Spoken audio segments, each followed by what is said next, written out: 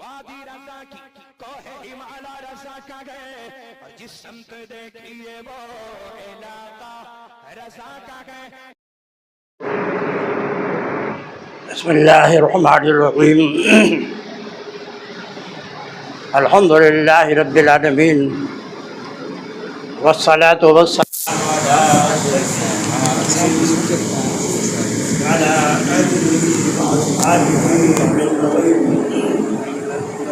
أما بعد أعوذ بالله من الشيطان الرجيم. بسم الله الرحمن الرحيم. واتخذ الله إبراهيم خليلا صدق الله العظيم وبلغنا رسوله النبي الأمين الكريم ونحن على ذلك والحمد لله رب العالمين. معزز سامعین، نوجوان دوستوں، عزیز دوستوں، آئیے پہلے مراقب کریں آقائے دو جہاں شہید شاہ کون مقام رحمت عالم روح فدا صلی اللہ علیہ وسلم کے بارگاہ نام میں سلام پیش کریں. اللہم صلی علی سیدنا ونبینا مولانا محمد تمام الصلاۃ والسلام علیہ صلاۃ و سلام علیک یا رسول اللہ صلی اللہ علیہ وسلم. اور سامعین، عقائد سے حضرت سیدنا ابراہیم، حضرت اسماعیل، حضرت حاجرہ، خانہ کعبہ کی تعمیر، مکہ مکرمہ کی آبادی پر تفریح کا سلسلہ جاری ہے. گزشتہ جمعہ میں آج اس پر ختم ہوئی تھی کہ حضرت اسماعیل علیہ السلام کے قدموں سے آب زمزم جاری ہوا اور اس طرح پروردگار عالم نے اپنے بندوں پر خصوصاً حضرت حاجر و اسماعیل پر خاص کرم فرمایا. پانی کا انتظام ہو چکا تھا. آب زمزم کی فضیلت کے تعلق سے کچھ حدیثیں آپ کو بیان دی گئی تھی. اس کی آگے بھی آپ فرمائیں کچھ تاریخی واقعات ہیں، اس لیے تسلسل کے ساتھ ہی بیان کرنا ضروری ہے. عرب میں ایک قبیلہ تشکیل ہوئی. اس قبیلے کا نام یاد رکھیے، قبیلہ قلزم. یہ ہمیشہ تجارت کے غرض سے مکہ شریف سے قریبی ہو کر کے گزرتا تھا. یہ قافلہ گزر رہا تھا. اس نے فضا میں پرندوں کو منڈلاتے ہوئے دیکھا. پرندے منڈلاتے. بخاری شریف کی روایت کے اعتبار سے اس نے اپنے قاصد بھیجا کہ جہاں یہ پرندے منڈلا رہے وہاں جانے دیکھو کیا وہاں کوئی پانی موجود ہے، کیونکہ پرندے عموماً پانی ہی کے فوق و جوار میں منڈلاتے ہیں اور اپنی آسودگی کے پانی کا استعمال کرتے ہیں. وہ قافلے کا سردار تھا. اس نے اپنے قاصد کو بھیجا. قاصد کو دیکھ کر اسے بہت تعجب ہوا. اس نقط و ضبط میدان میں ایک عورت بیٹھی ہوئی ہے. عمر سے خود میں بڑا حسین و جلیل اور خوبصورت لگتا ہے اور انہیں کے سامنے زمزم پانی کا چشمہ موجود ہے. اپنے قافلے کے سردار کو جا کر اس نے اطلاع دی. قافلے کے سردار نے کہا آپ جائیے اور مقدس خاتون سے عرض کیجیے کہ ہمیں بھی یہاں ٹھہرنے کی اجازت دے دیں. حضرت حاجرہ کے پاس جب ان کا قاصد پہنچا تو حضرت حاجرہ نے ارشاد فرمایا کہ شرط پر یہاں ٹھہرنے کی اجازت ہے، اس کنویں کی مالک میں رہوں گی. پینے کا اختیار سب کو رہے گا. ان کے فرمانے کے مقصود یہ تھا کہ ایسا نہ ہو کہ بڑا قافلہ ہے اس عورت ذات کو دیکھ کر کے یہ پانی میں قبضہ کر لے، اس لیے آپ نے فرمایا کہ اپنے آخرے کے سرکار سے بات کرو، کوئی کی مالک ہوں گے، اس کے بارے میں سب کو جانا چاہیے۔ آپ نے اس سرکار نے کہا ہمیں یہاں پہ ٹھہرنے کی اجازت دے دیں، کوئی کی مالک آپ سے نہیں ہوئی۔ اور اس طریقے سے مکہ مکرمہ کی آبادی کا آغاز ہوا۔ اسی کو مکہ کہا جاتا ہے۔ یہ مکہ کے آباد ہونے کی تاریخ میں گلے میں گھوم کر گزرا اور وہاں ٹھہرا، تو وہیں پر انہوں نے اپنے رہن سہن کا سارا انتظام کر دیا، اور اس طریقے سے مکہ کی آبادی کا آغاز ہو گیا۔ اسی کو مکہ کہا جاتا ہے۔ یہ مکہ کی آبادی کی تاریخ۔ معزز سامعین، اب ظاہر ہے حضرت حاضرہ تنہا رہتے تھے تو بھائی کا تھوڑی اضطراب محسوس کرتے تھے، پورا قافلہ وہاں پر آباد ہو گیا، ہم بھی تھے، عورتیں بھی تھے۔ اس طرح اللہ تعالیٰ نے ان کے دلجوئی کے لیے ایک قافلے کو بھیجا، اور یہ آ کر وہی آباد ہو گئے، اور یہ مکہ مکرمہ کی آبادی کی آغاز کی تاریخ ہے۔ جب حضرت اسماعیل علیہ السلام کی عمر مبارک 60 سال کی ہوئی، ایک روایت میں 7 سال کی ہے، دوسری روایت میں ایک جو 14 سال کی ہو گئی۔ حضرت سیدنا ابراہیم علیہ السلام اس سے پہلے کئی بار ملاقات کی نہیں آئی۔ اس عمر میں جب حضرت ابراہیم علیہ السلام آئے، حضرت ابراہیم علیہ السلام بڑے مالدار پیغمبر تھے، اللہ نے دنیا کی دولت سے بھی نوازا تھا، ہزاروں بکریوں کے مالک تھے، میڈھے کے مالک تھے، اونٹوں کے مالک تھے، گائے کے مالک تھے، بھیڑ کے مالک تھے۔ تو فرشتوں نے اللہ کی بارگاہ میں عرض کیا، مولا تو نے ابراہیم کو خلیل بنایا ہے؟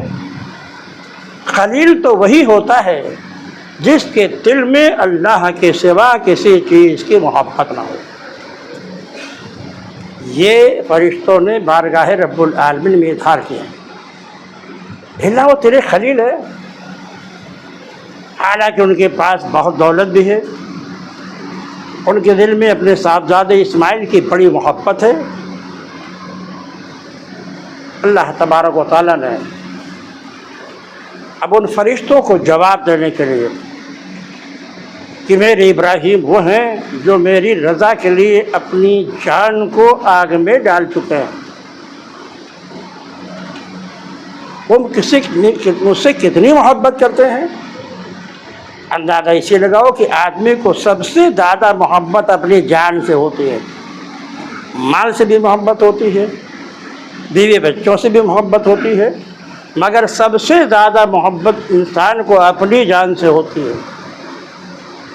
مگر انہوں نے اپنی جان کو اللہ کی رضا کے لیے فرعون کے آگ میں جھونک دیا۔ اور اگر تم یہ چاہتے ہو کہ مزید ان کا امتحان لو، تو ذوالحجہ کی 8ویں تاریخ تھی جس کو یوم ترویہ کہا جاتا ہے۔ عموماً حجاج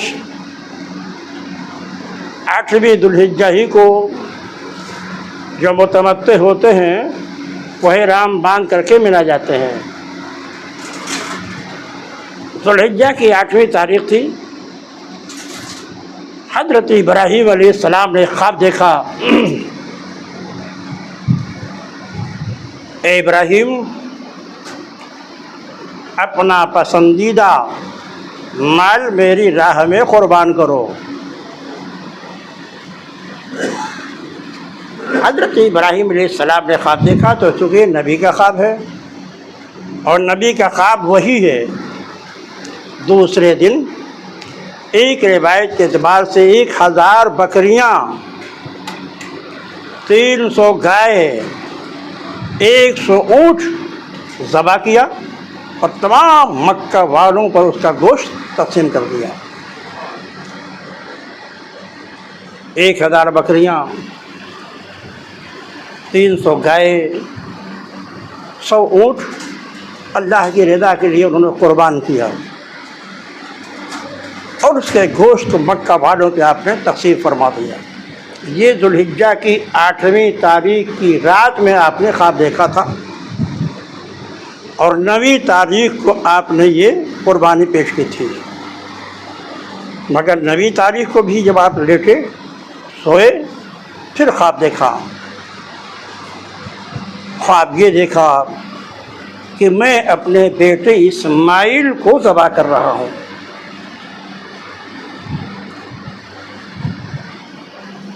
یہ نبی کا خواب تھا۔ آپ نے جب یہ خواب دیکھا، نبی کی رات میں خواب دیکھا تھا 10ویں تاریخ کو۔ یہ حجاج جو گئے ہیں جانتے ہیں کہ قربانی 10ویں تاریخ کو دی جاتی ہے۔ 9ویں تاریخ کو عرفات کے میدان میں قیام ہوتا ہے۔ سورج ڈوبنے کے بعد وہاں سے مزدلفہ کے لیے روانہ ہوا جاتا ہے۔ پھر مزدلفہ میں پوری رات گزاری جاتی ہے۔ سورج کے تھوڑا دیر نکلنے سے پہلے وہاں سے مینا کے لیے روانہ ہوا جاتا ہے۔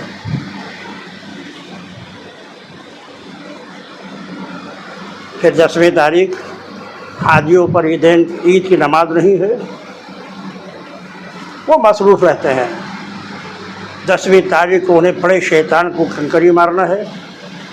بڑے شیطان کو کنکری مارنے کے بعد قربانی کرنی ہے۔ قربانی کے بعد سر مڑا کے احرام کھول دینا ہے، اور پھر 10 کی رات میں یا 11 کو یا 12 کو حج کا آخری رکن جو طواف زیارت ہے اس کے لوگ مکہ کے لیے روانہ ہوتے ہیں۔ اگر یہ رکن چھوٹ گیا اور کسی نے ادا نہیں کیا تو زندگی بھر اس کی بیوی اپنے شوہر کے لیے حلال نہیں ہوگی، یہاں تک کہ دوبارہ اسے حج کرنا پڑے گا۔ حج کرنے کے بعد وہ سارے ارکان ادا کیے جائیں گے۔ پھر طواف زیارت ہے۔ پھر طواف زیارت کے بعد جو آخری طواف ہے اسے طواف وداع کہا جاتا ہے۔ جیسے باہر کے لوگ جو حجاج باہر سے جاتے ہیں، طواف وداع کرنے کے بعد ہی وہ وہاں سے اپنے گھر کے لیے رخصت ہوتے ہیں۔ اب حضرت ابراہیم علیہ السلام نے جب یہ خواب دیکھا تو اپنی اہلیہ حضرت ہاجرہ سے ارشاد فرمایا، اسماعیل کو تیار کر دو، اپنے ایک دوست کے یہاں مہمان بنا کے ان کو لے جانا ہے۔ حضرت ہاجرہ نے حضرت اسماعیل کو نہلایا، دھلایا، عمدہ کپڑے پہنائے، آنکھوں میں سرما لگایا، بالوں میں کنگھی کی، اور پھر اپنے ان کے والد محترم حضرت ابراہیم کے حوالے کر دیا۔ حضرت ابراہیم علیہ السلام نے گھر سے نکلنے کے بعد چھری اور رسی بھی لی، بغل میں چھپا لیا، اور حضرت اسماعیل کو لے کر کے مینا کی طرف چل پڑے۔ قربانی مینا ہی میں ہوتی ہے۔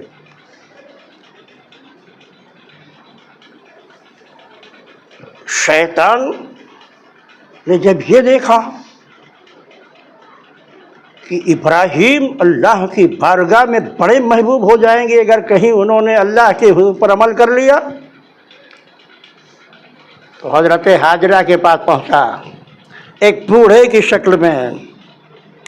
کسی بوڑھے کو دیکھو داڑھیاں بڑی ہوں، پیجامہ وہ ٹنگا ہو، تو سمجھ جاؤ کہ یہ کون ہوگا۔ نام لینے کی ضرورت نہیں ہے، یہ شیخ نجدی تھا، حضور کے قتل کے مشورے میں بھی وہ اسی حیت میں آیا تھا اور مکہ والوں کو مشورہ دیا تھا کہ اگر محمد صلی اللہ علیہ وسلم سے تم نجات پانا چاہتے ہو تو ان کو قتل کر دو۔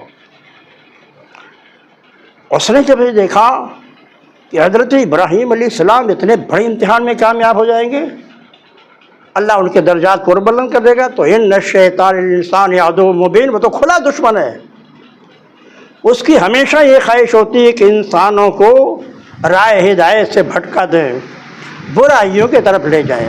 حضرت حاجرہ کے پاس پہنچا، وہ کہا کہ وہ آپ کا خوبصورت بچہ جسے اللہ نے بڑھاپے میں آپ کو دیا تھا آج وہ نظر نہیں آ رہا ہے۔ تو حضرت حاجرہ نے جواب دیا، وہ اپنے والد کے ساتھ ایک دوست کے ہاں مہمان بن کر کے گئے ہیں۔ کہا تم پاگل ہو، تمہیں معلوم نہیں ہے؟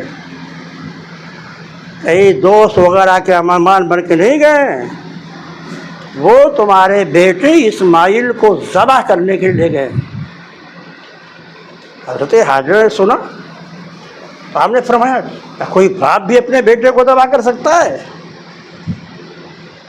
تب ابلیس نے کہا کہ ابراہیم کا خیال یہ ہے کہ ان کے اللہ نے ان کو اپنے بیٹے کے ذبح کرنے کا حکم دیا ہے۔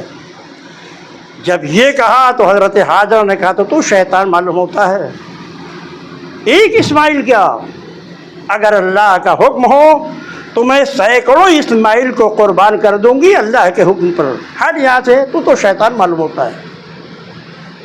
وہاں اس کا حربہ نہ چل سکا، درمیان میں حضرت اسماعیل سے ملا، حضرت اسماعیل علیہ السلام سے بھی اس نے یہی کہا، کہاں جا رہے ہو؟ کہا میں اپنے والد کے ساتھ ایک مہمان کے جا رہا ہوں۔ ارے تم بچے ہو، تمہارے باپ تم کو ذبح کرنے کے لیے لے جا رہے ہیں۔ آپ کا بھی جواب یہی تھا، کوئی باپ اپنے بیٹے کو ذبح نہیں کرتا۔ کہا نہیں، مگر ان کو یہ گزرتا ہے خیال کہ اللہ نے ان کو ذبح کرنے کا حکم دیا ہے۔ حضرت اسماعیل نے بھی وہی جواب دیا جو حضرت حاجرہ نے جواب دیا تھا، اگر میرے پروردگار نے میری قربانی طلب کی ہے تو ایک اسماعیل کیا ہے، ہمارے پاس ہزاروں جان ہوتی تو ہم اللہ کی رضا پر کے بعد سب قربان کر دیتے۔ وہاں سے بھی یہ بھاگا۔ اب آخری حربہ وہ حضرت ابراہیم علیہ السلام کے پاس پہنچا۔ کہا ابراہیم، بڑھاپے میں اتنا خوبصورت بچہ ملا، بڑی دعائیں آپ نے کی، اور آپ ایک خواب کی بنیاد پر اپنے بیٹے کو ذبح کرنے کے لیے جا رہے، خواب ہی تو ہے، تو اللہ کے پیغمبر تھے۔ فوراً آپ نے ارشاد فرمایا، کنکر اٹھایا اور اسے مارا۔ روایت میں آتا ہے کہ زمین میں دھس گیا۔ آپ آگے بڑھ گئے۔ یہ حجاج جانتے ہیں کہ وہاں 3 مقام پہ کنکری ماری جاتی ہے، جمرۃ الاولیٰ، جمرۃ الوسطیٰ، جمرۃ العقبہ۔ جمرۃ الاولیٰ اس شیطان کو کہا جاتا ہے جو شیطان کی یادگار ہے، وہ مرز مینا کے بالکل متصل ہے۔ پہلے اسی کو دوسرے اور تیسرے دن مارا جاتا ہے، مگر پہلے دن صرف بڑے شیطان کو کنکری مارا جاتا ہے جس کو جمرۃ العقبہ کہا جاتا ہے۔ جمرۃ العقبہ پہ جو کنکری ماری جاتی ہے وہ زوال سے پہلے 10 تاریخ کو، پھر 11 اور 12 کو زوال کے بعد تینوں شیطانوں کو کنکری ماری جاتی ہے۔ زمین میں دھس گئے، آپ آگے بڑھ گئے، پھر پہنچا، پھر اس نے ہمت کر کے ان کو روکنے کی کوشش کی، پھر آپ نے کنکری اٹھایا، اسے مارا، زمین میں پھر دھس گیا۔ پھر آپ آگے بڑھے، تیسرے مقام جگہ پر بھی اس نے جا کر بہکانے کی کوشش کی، آپ نے کنکری ماری، زمین میں دھس گیا۔ 3 مقامات پر حضرت ابراہیم علیہ السلام نے کنکری ماری تھی۔ اللہ کو ان کی ادا اتنی پسند آ گئی کہ قیامت تک حج میں کنکری مارنے کو واجب قرار دے دیا گیا، تاکہ حضرت ابراہیم علیہ السلام کی یہ یادگار قیامت تک کے باقی رہے۔ آج وہاں شیطان نہیں ہے.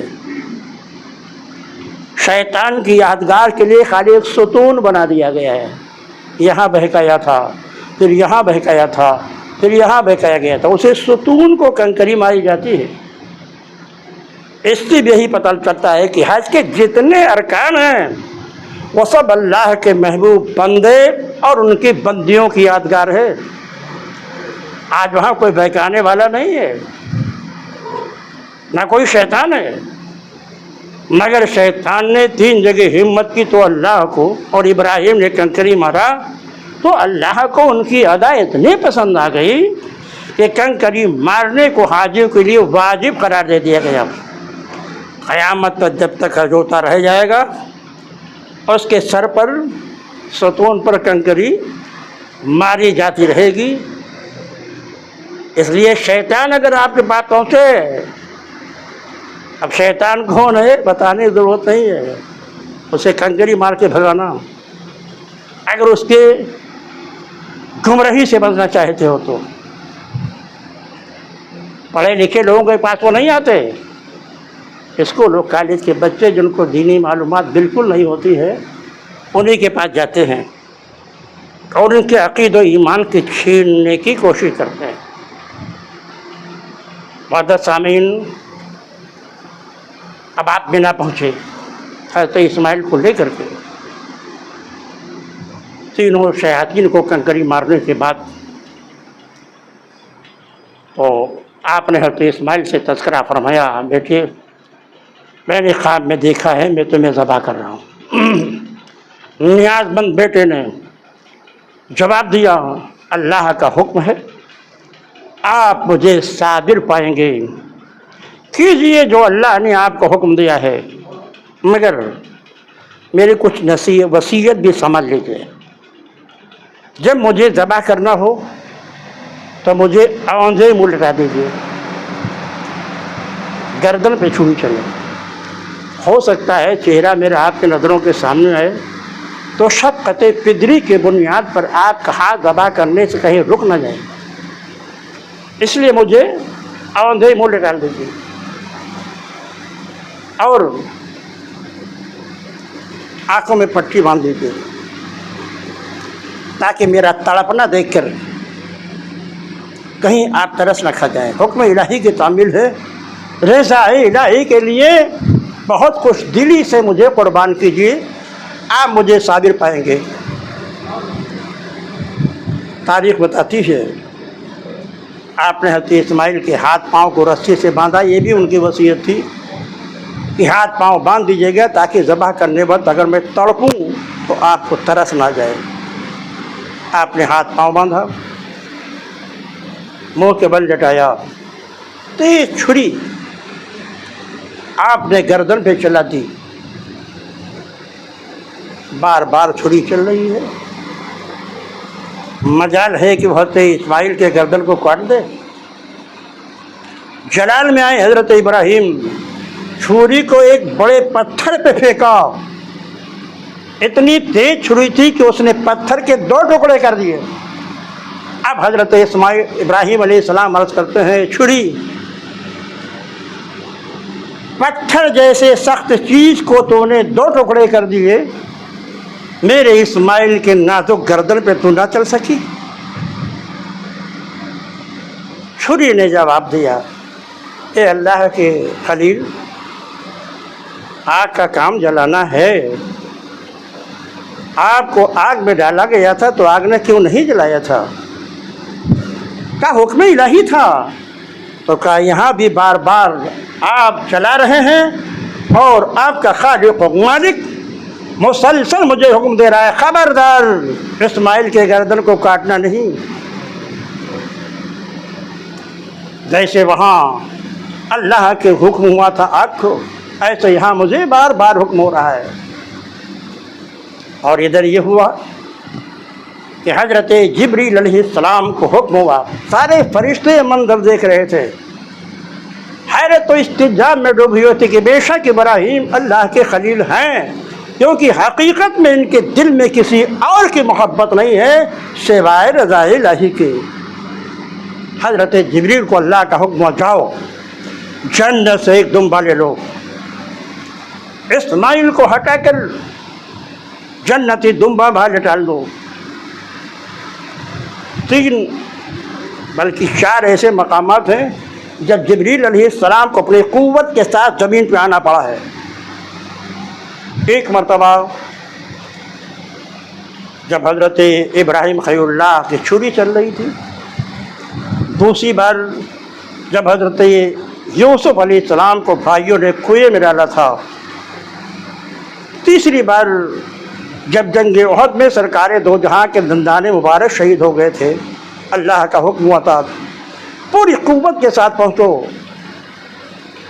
ادھر یوسف کو بچاؤ، ادھر اسماعیل کو بچاؤ، اور سرکار دو جہاں صلی اللہ علیہ وسلم کے دندان مبارک شہید ہوا تھا تو اللہ کا حکم تھا زمین پر گرنے سے پہلے پہنچ کر بدر احد کے میدان میں اس خون کو اپنے ہاتھوں پہ لے لو، میرے محبوب کا خون ہے، اگر زمین پہ گر گیا تو قیامت تک کوئی سردی نہیں اگے گی۔